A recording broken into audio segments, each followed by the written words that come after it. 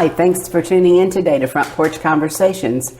We're here in a new location today. For our viewers, if you live at the village, you might recognize we're at Cleo's Meeting House, which is a community building for the different neighborhoods around it. And today our guest is Eleanor Klemesrud. And I have to ask you to say that again, and then would you tell us what that means and the nationality? Eleanor Klemesrud. It's a Norwegian nationality, and it was a name for people who are craftsmen in Norway. Well, thank you. Now that you're well introduced, as we've done Front Porch Conversations through the years, people have different chapters in their lives and different stories. What about you starting with your current chapter and when that began?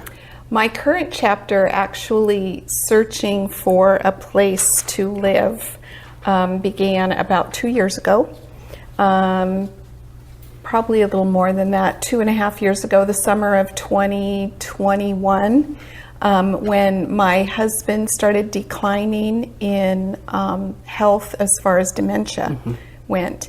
And I had somebody guiding me in searching for a place that eventually I knew I would need help to a long-term care, more nursing as I continued to care for him.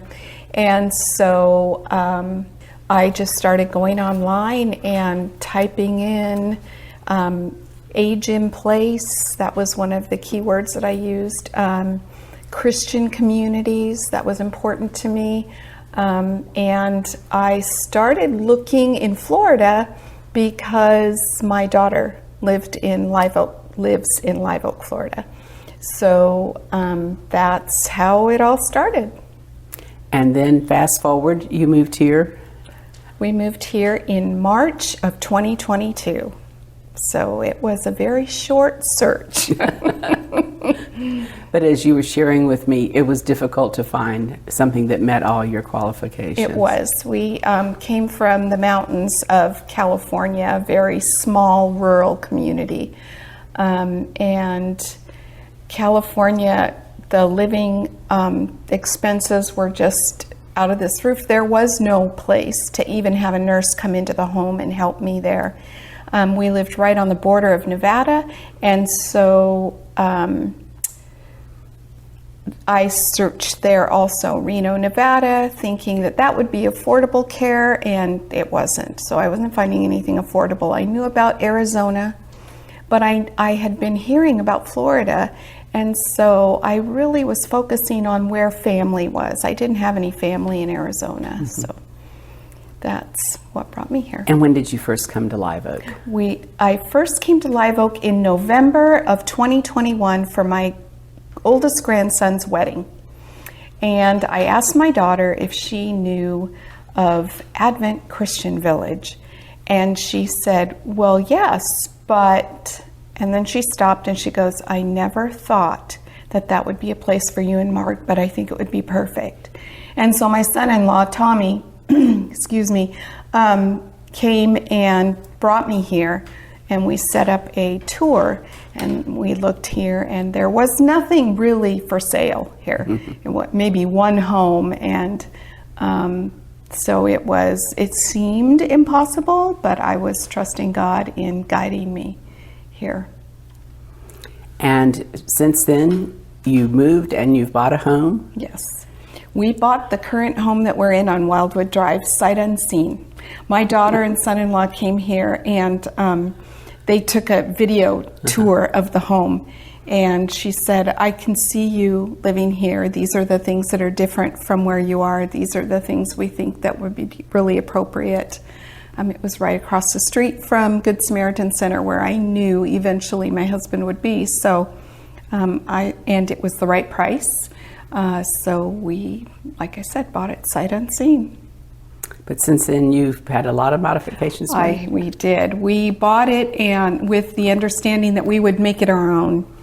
So we did a lot of remodeling and yard work, and it's become a lovely home, unfortunately, because my husband, really 6 months after we moved here, had to be admitted to Good Sam.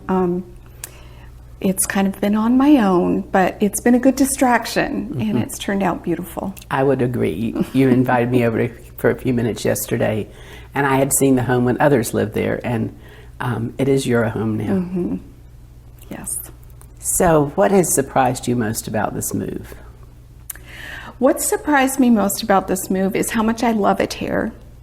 How much Mark really did accept moving from a place where he grew up, basically.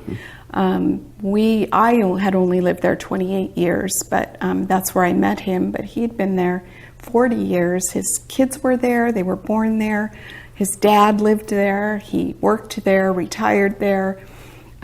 So moving away was a huge change in both of our lives. But coming here to another rural area, the beauty, the kindness of the people, the quiet, the darkness at night, no city lights.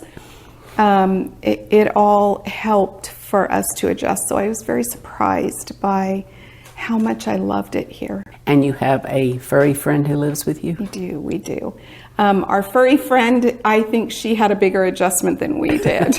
Where we used to live, she could just run free. So being on a leash and taking her for regular walks, which we did when we lived in the mountains, but on a leash, it was a little bit of an adjustment. So, but she's fit right in. And her name fits her very... Yes, her name is Sweetie.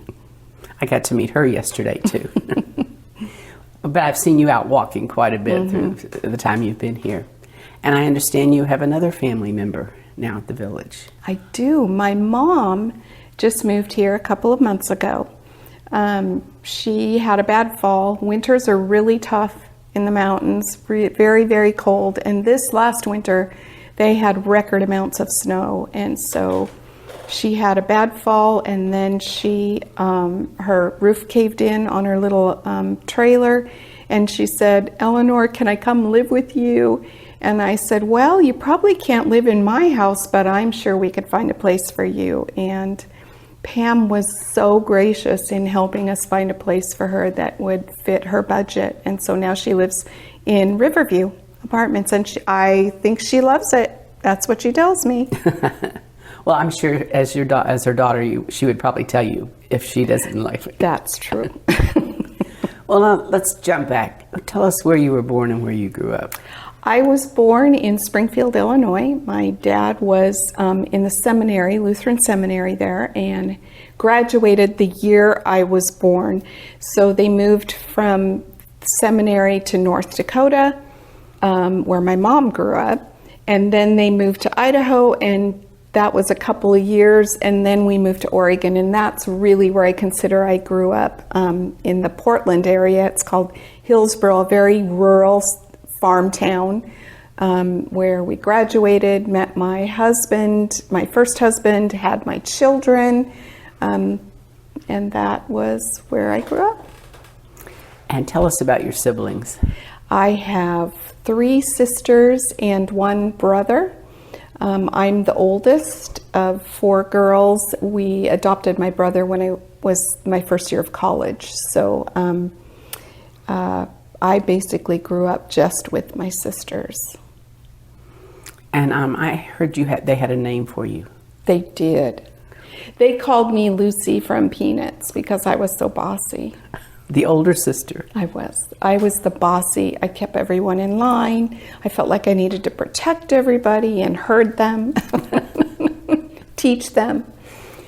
Speaking of that, what are some of your fond childhood memories? So I have 2. One of them is herding my sisters and neighborhood kids together and being the teacher of everyone, setting up the room like a schoolroom. And I remember thinking, this is what I want to do when I grow up. I want to be a teacher. And the second one was getting all the neighborhood the kids together and playing kick the can until late at night. In the summertime, it was really joyful, happy times. After you knew immediately that you wanted to be a teacher, how long did it take you, and what happened in between getting to that goal? In between, I grew up, graduated, went to college to be a teacher, and in that process it was my high school sweetheart. We decided to get married, have children. So I had children, 3, 2 girls and a boy. And in that process, we divorced, and I went back to school because I was a mother of young children. So I went back to school to be a teacher. So at 35, I received my master's in teaching, became a teacher, and taught until I had to retire to take care of my husband. I did retire early. I taught 20 years. I taught math science to 7th graders, which was my favorite. And then I taught 5th and 6th grade in the classroom, and then I taught independent study through the public schools, where parents could get curriculum and study guides from us to teach their children at home. So it was a way for a lot of Christian parents to be able to homeschool their children but have accountability. And I loved, that's where I retired from. That was a lovely teaching job, one-on-one. And I'm sure you had a lot of impact on the parents who were doing the classes, but that passes down to their children too, doesn't it? Yes, yes. All my grandkids were homeschooled. Because of that, I believe that was a legacy that I passed on. And my daughter actually became a teacher and taught for the same school, and now she's moved here also. Gosh, everybody's moving from one coast to the other just to be around you. Eleanor, what were some of your particular individual fond memories of teaching? Do you have special students or circumstances that... I loved I called them the quirkies in a very loving way, the outcasts. I thought that I missed my calling because I didn't have my degree in special education. So being able to individualize and connect with those students that needed a little more. And they responded well, as did their parents. In fact, teachers or administrators would put them in my classroom because of that. I loved I could connect with them.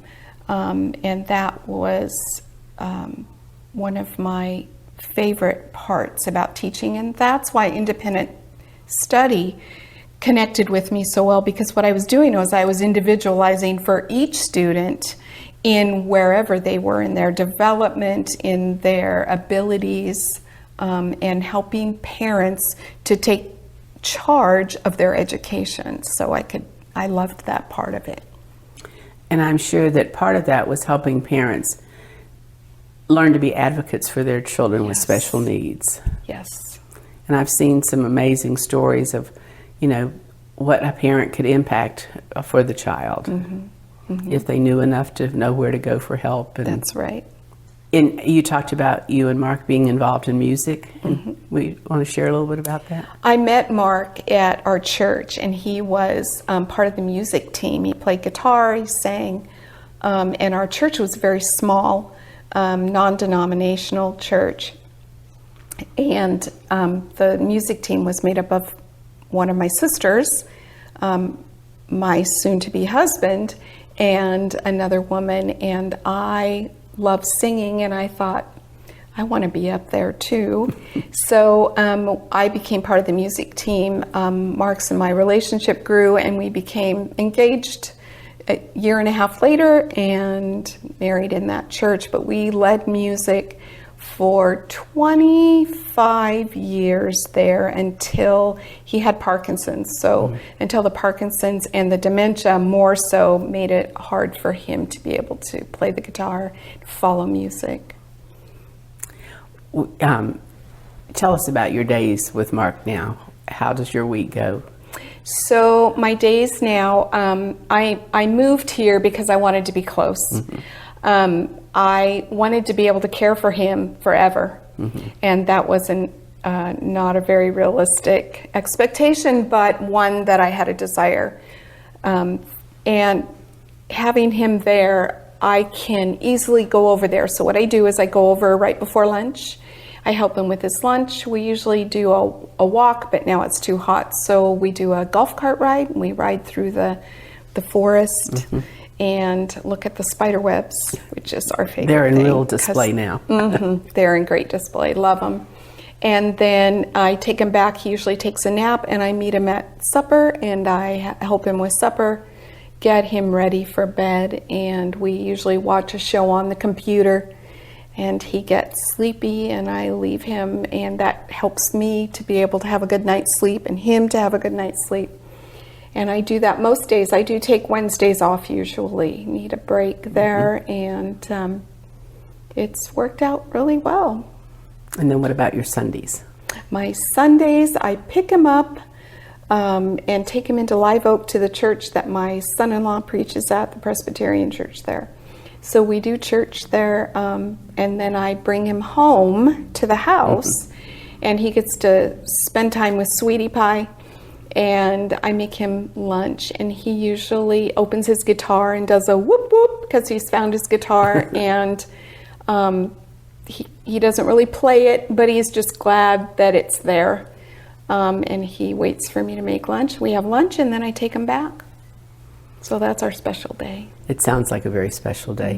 When you said you wanted to care for him, I think care has a number of different meanings. It wasn't necessarily 24 hours a day, 7 days a week, but you have certainly managed to keep that commitment. I unfortunately made myself sick trying to care for him. So right after I moved here, I got very sick. I was in the hospital for 5 days, and I didn't know I was sick. And my kids were telling me, how long are you going to bear the brunt of the stress of caring for him before you start asking for help? And I think that was a huge learning experience for me, but I knew I was in the right place. That was the whole reason I moved here. I moved him here, away from his family, away from my family. Although I did have my daughter, they both work full time. I had grandkids here. There was that support to help me transition. So I wanted to care for him 24/7. I did have companion care come into the home a couple hours almost every day to have a break, but it wasn't enough. At night times, getting up, helping him at night, wondering if he's still in the house, all those worries just really played a toll on my body. But like I said, I was in the right place. God had us exactly where we needed to be able to transition to this place. Ashley helped us. Ashley's your service coordinator. Yes, our service coordinator. She helped us. Good Samaritan Diana. Everyone was just so helpful and reassuring that I was doing the right thing, because I didn't think I was, because in my head I was going to care for him forever. And I am still caring for him. Yes, you are. I'm just doing it in a different way than I expected. So.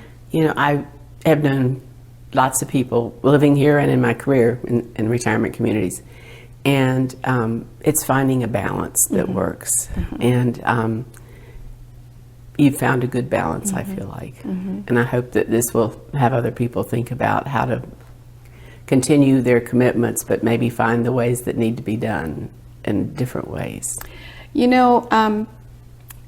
I moved from the Pacific Coast, the mountains of California. I moved a man who had been there for 40 years. He was born in Southern California, so he had been in California all his life.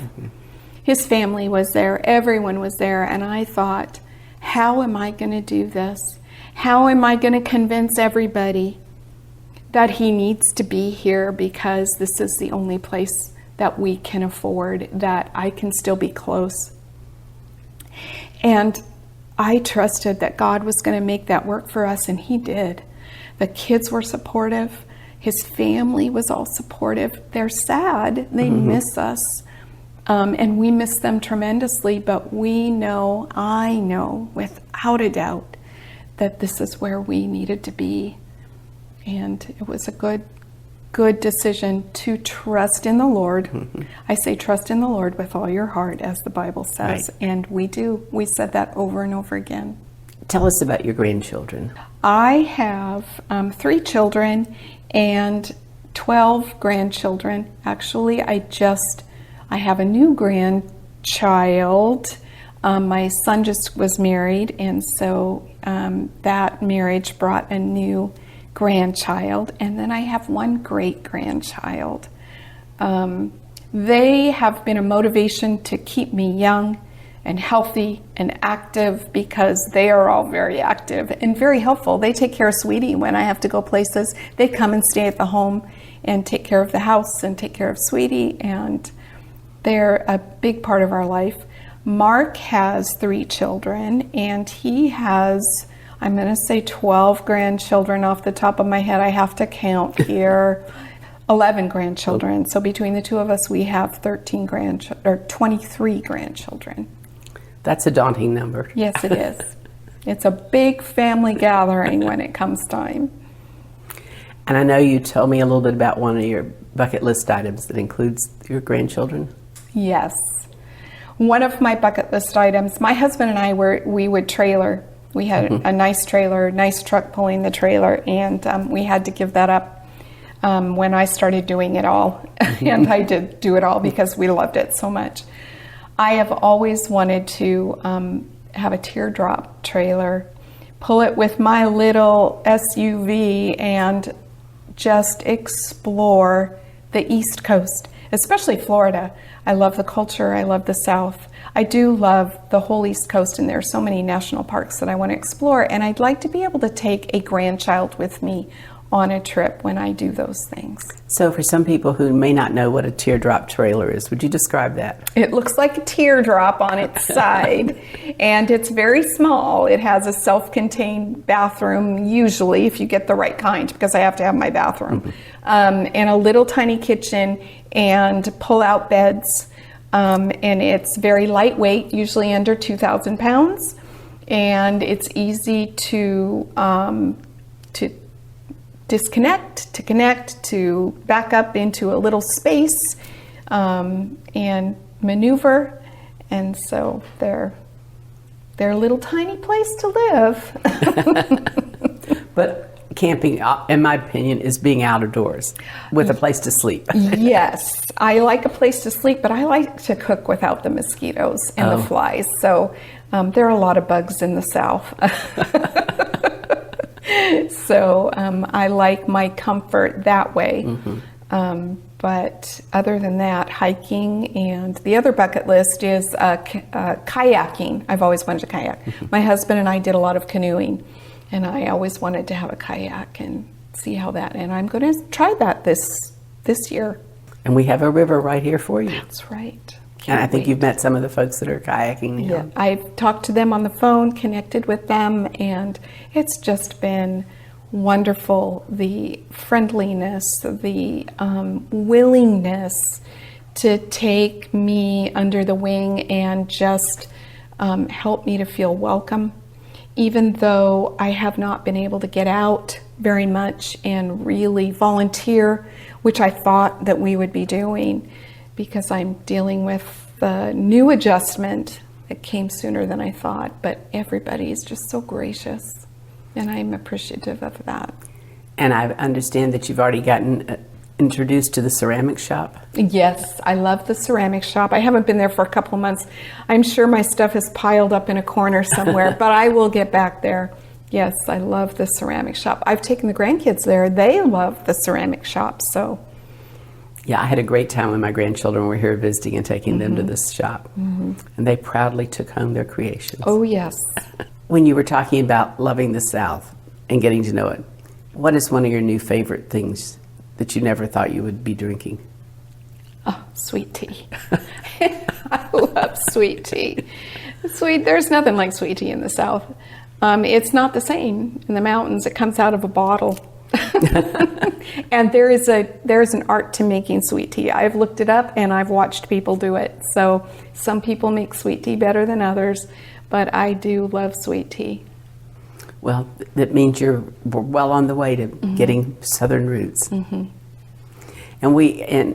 in this area you were talking about, the national parks, we have beautiful state parks too. That's good to know. And lots of water in those state parks and kayaking opportunities. And I look forward to exploring. I'm feeling more free to be able to do that, so I look forward to that. What else would you like to share with us? I think that one of the things we talked about before was what advice would I give? And I would give younger people, but not just younger people, everyone, that just persevere. Trust in the Lord with all your heart, but persevere through those hard times. It is well worth it. Don't give up. Find people that love you and support you, and do the hard things. And those joyful times do come. They come. They always come. And I'm very blessed by that and encouraged by that, and want to encourage others. Well, just listening to you and sharing with you is an encouragement. Thank you.